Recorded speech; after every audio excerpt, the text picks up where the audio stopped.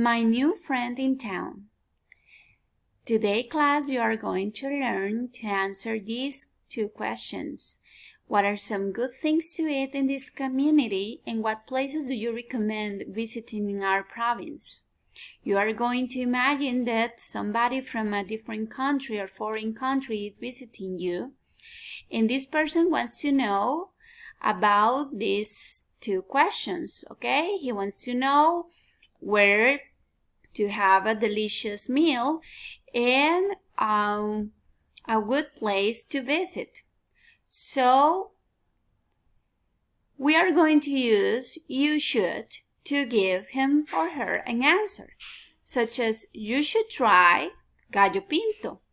You should es deberías.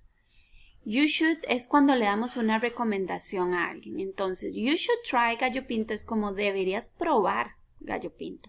Or you should go to Manuel Antonio National Park. Deberías de ir a tal sitio. You should visit es deberías visitar the National Museum. Or you should go to our local taquería. Por ejemplo, a veces en nuestro barrio tenemos una taquería o en la comunidad que todos conocemos. So, let's say that I am from Punta Arenas. Digamos que yo vivo en Punta Arenas. Y entonces yo voy a contestar basado en lo que hay en esta comunidad puntarenense. If a friend asks me, what are some good things to eat in this community? Yo le contestaría, you should try a delicious Churchill, for sure, and you should try Vigorón.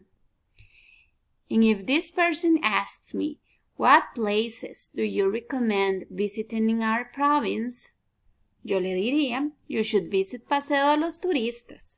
You should also spend the day in Punta Arenas Beach. Or you should go to Caldera Beach. Spend the day significa pasar el día. Now it is your turn. Think about your community. If you live in Desamparados, that is your community. If you live in Heredia, that is also your community. You are going to ask one of your family members or a friend for help. Maybe this person can ask you these two questions. Esa persona les puede hacer estas dos preguntas y ustedes le contestan con you should. Alright? Good luck.